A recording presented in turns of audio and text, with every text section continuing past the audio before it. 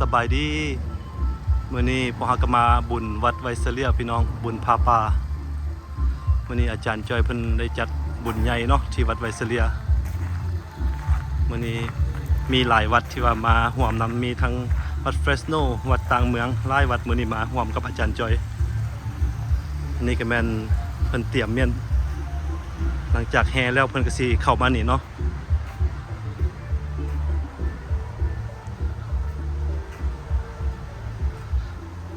เพิ่นสิเข้ามาแล้วก็มาให้พระสงฆ์มานั่งแล้วก็เพิ่นสิกล่าวน้อยหนึง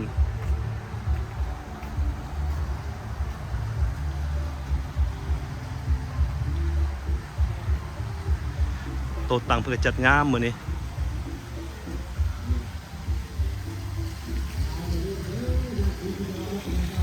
ทางเบื้องนี้ก็มี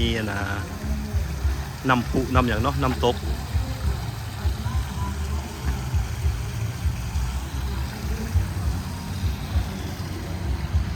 คันหลายคนได้มาวัดไวเซเลียก็สิฮู้ว่าวัดเพิ่นมีแขนมีไหเนาะอยู่ทางพี่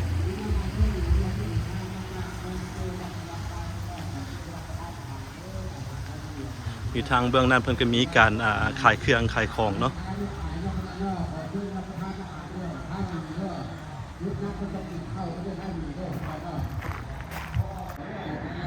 นี่ทางพี่กับแมนมองเพิ่นขายเครื่องทางนี้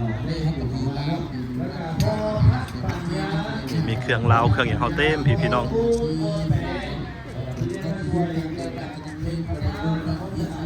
มีแต่เครื่องสุดงามพี่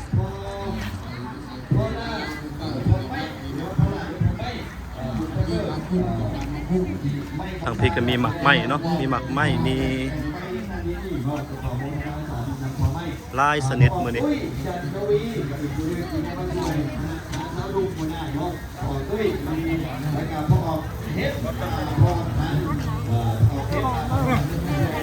เด้อขนมพกแซ่บๆเด้อพี่น้องมาเด้อพี่เด้อเจ้าเก่าที่เดิมเด้อนี่เด้อ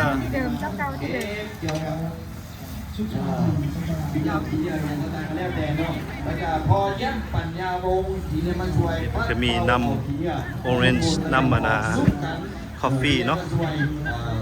มีรวมมิตรเพิ่นอีก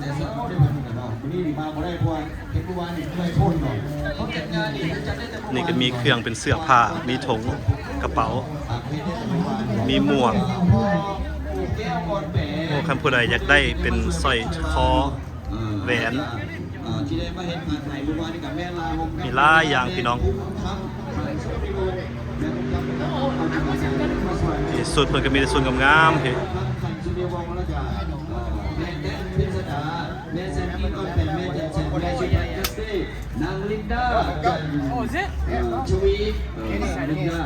สบายดีสบายดีแล้วก็ไม่ออกเมฆไซยาสารไซยาหารเนาะไม่ออกเมฆแล้วก็พ่อนิกอันนี้เป็นประธานผู้ประธานทางนี้เพิ่นก็กำลังเฮ็ดเอาขนมใส่เป็นห่อสิแจกเนาะท่านมาวัดอาจารย์จอยนี่แม่นเพิ่นให้เมื่อปะมือเป่าเพิ่นว่าต้องมีของที่ระลึกติดไม้ติดมือเป็นขนมเนาะเป็นมะกล้วยข้าวต้มแล้วก็พ่อบุญทัศน์โยสาธุนำอาจารย์จอยเรื่องเกี่ยวกับอาหารแล้วเกี่ยวกับน้ำแล้วให้คณะกรรมการเนาะได้ช่วยกันเนาะแม่ผู้วันเขาทางพี่ก็มีเป็นของเพิ่นเฮ็ดใส่ถุงเมียนเนาะดอกไม้ส้มได้บูชาแม่บัวเฮียนปานิยาซีริแม่บัวเฮียนแม่ของอานี่เป็นกล่องผ้าป่านี่ผู้ใดอยากได้ไปแห่ผ้าป่าเนาะแม่ตุ๊กตาเพื่อนได้มาช่วยเฮ็ดผ้าไตรจีวรเฮ็ดผ้าป่าเมื่อวานนี่งามเนาะแล้วก็พอออกเต็งแสนเจริญสุขในออกกุ้งแสนเจริญสุขอันนี้มาช่วยเนาะโดยเฉพาะกับพ่ออึ้งเนี่ยเราจะมาช่วยทั้งสีท้าสีสวยเนาะพี่เนาะก็มีหลายอย่างพี่เนาะมีของแห้ง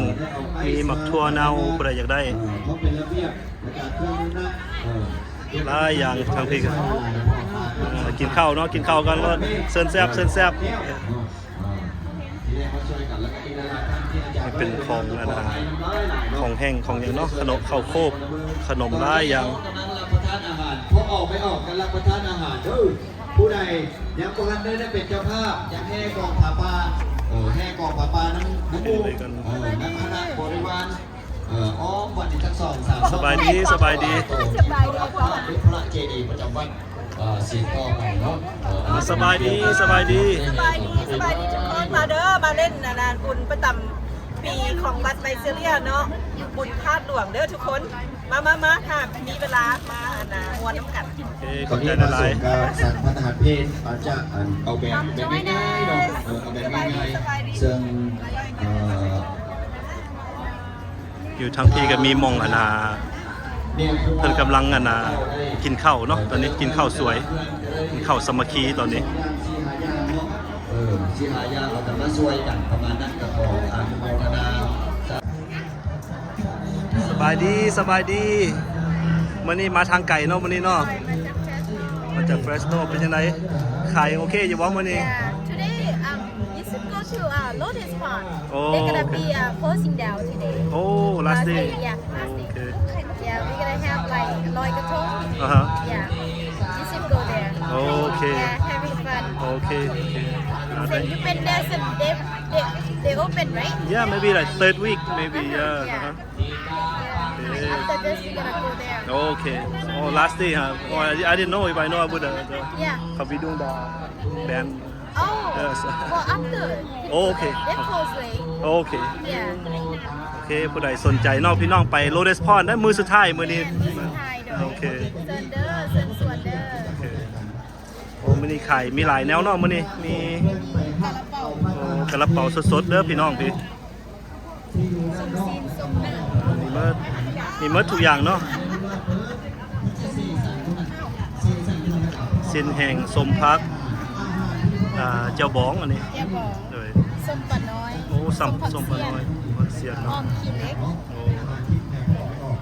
คณะผู้ใดบ่ทันอยู่นี่ก็แม่นแปลวอยู่โรเดสพอน tonight เด้อ แม่น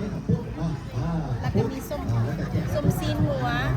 ส้มซีนหมูใส่ใบหยูอยู่ทางในส้มปลา มีหมดทุกอย่างเนาะ อย่าเก็บหมูเก็บไก่เก็บหมูทอดกล้วยทอดเผือกเก็บหมู ว่าผู้ใดสนใจมาห้านแซบลาวเด้อนี่เด้อ อันแซ่บลาวแม่ค้าคนเก่า แซบคือเก่าแซบกว่าเก่าอีกกันวะ เก่า โอเคแต่ว่าแซบลาวนี่ you guys should go to Mong New Year ฮะ Yeah, Mong New Year. Okay. We've been there for this is our second time. โอเค and what day again what day After Christmas วันที่26 Okay. 26 27 28 29 โอเค Yeah, we will be there this evening. โอเค Yeah. อย่าลืมเด้อพี่น้องผู้ใดสนใจคันว่าบ่ทันอยู่นี่บ่ทันอยู่โรเดสพอนน่ะไปพบเพิ่นได้อยู่Mong New Year พุ่นเลยเด้อ แซ่บลาว แซ่บลาว We'll carry the whole แซ่บลาว over there. โอเค คณะสาวนุมาเอาอันนี้ให้อาจารย์เดินคณะสาวนุพ่อออกไม่พ่อและนายพ่อคณะสาวนุพ่อตุ้ยพ่อแก้วบูชาเนาะกับของบูชนาสาธุสำหรับเป็นพิเศษเนาะแล้วก็ให้เพิ่นพิเศษผ่าไตรเพิ่นได้แห่ให้อีเมแต้มของเขานี่ได้แห่แม่แต้มนี่เพิ่นจะเป็นเจ้าภาพบุญกฐินนะแต่ว่าวันเวลาเรียกพ่อได้เห็นเนาะเพิ่นยังเป็นเจ้าภาพเอาแน่ว่าแต่วันนี้มื้อไหนมื้อนึงอาจจะได้เป็นเนาะแต่ว่าให้เพิ่นได้ถวายผ่าไตรการสมุติเป็นผ่ากฐินแล้วกันเนาะเราเพิ่นเฮ็ดอาหารมาหลายอาหารมาถวายเนาะแล้วก็ต่อมาของโมทนาเป็นพิเศษอีกเนาะแม่ออกวาสนาวงสวรรค์แม่ออกวาสนาวงสวรรค์จากเฟรชโนเนาะนี่เนาะเขาสิ่งไปเนาะแต่ยังบ่ลืมเขาสร้างอย่างเราช่วยตลอดเนาะบอกคนนี้เนาะไอเสียงคนนี้เนาะวันนี้ก็ช่วยหาห้อยเวลาภาวะโมนิงโดตันเตสัสสะภาวะตุเตชยามายนานามิทุกขาเทียเทวสเกนะสุตาตาตาพระมังเมสวะเนสติมิติปกาปิทานาโนจากอันพระเรียกว่าพอเย็บปัญญาวงศ์แล้วก็แม่พีรวันหรือแม่แก้วเนาะปัญญาวงศ์ได้เป็นเจ้าภาพต้นกระเพื่อ$50พอออกเกมล้มประสิทธิ์ผลแล้วก็พอ$50พระวันคำพุทธทองวิไลแม่วันคำพุทธทองวิไล$40เจฟเฟอร์ชัน4ประเสริฐ$40นางอัมพรคาวันจากเซนต์มาเรียสุขสวัสดี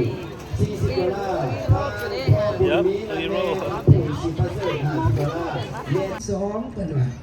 พักโคไผก็อยากพบอยากเห็นหลายคนใจดีคนใจ ทางนี้ก็มี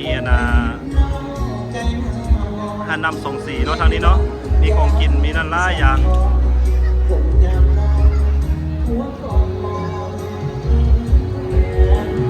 มีเอโกรน้ำเอโกรมีปิ้งลูกซีดเนาะทางพี่ก็มีของแห้งเต็มทางนี้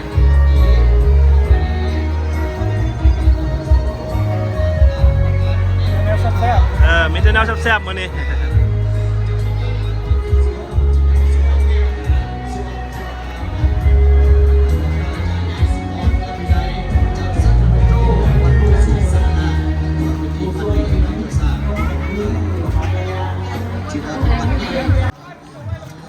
สบายดีสบายดีเตรียมเนาะเดี๋ยวนี้เนาะเตรียมจะหน่อยมาเด้ออันลิมิเต็ดดริงก์เด้อมาเด้อ คอฟฟี่ซื้อแล้วอย่าลืมซื้อให้แม่ค้ากินน้ำเด้ออย่าลืมเด้อพี่น้อง แม่ค้าขายเหล้าเด้อ buy one get one for the bartender โอเคซื้อ1แถม1ให้พี่เด้อโอเคมาเฮ็ดบุญมื้อนี้เนาะบุญพาป่า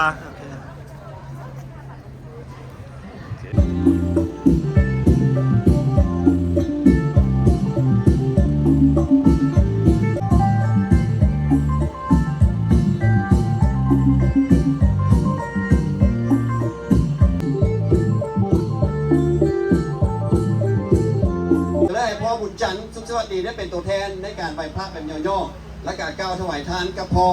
องดีจะได้นำพาทั้งสองเนาะได้กล่าวถวายทานทั้งหมดเนาะพร้อมเพียงกันเอาละทุกคนที่มามีผ้าไตรจีวรพระกันโห้นไว้เนาะถือไว้เขาจะได้กล่าวถวายเป็นทั้งพุทธบูชาและการถวาย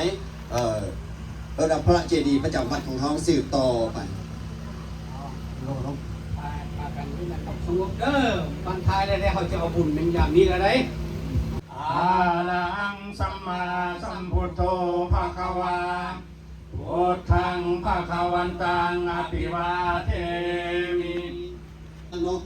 บ่ได้อย่างให้นางเพราะเห็นผู้เฒ่าหลายคนเจ็บขาบ่ให้นางยืนบนรถอนุญาตเนาะต่อไปแม่คูณคำแม่คูณคำขันสุริวงศ์เจ้าภาพใหญ่ผู้ที่3เจ้าภาพใหญ่ผู้ที่3เนาะประมาณนั้นอนุญาตให้พ่อให้นางเนาะพ่อให้นางเอามาถวายเป็นปกติเนาะมาถวายสาธุอันนี้แม่คุณพันได้ถวายพระไตรเจ้าภาพใหญ่ผู้ที่2เนาะมาถวายสาธุเอาไปกระป๋องทีละเด้ออย่างนี้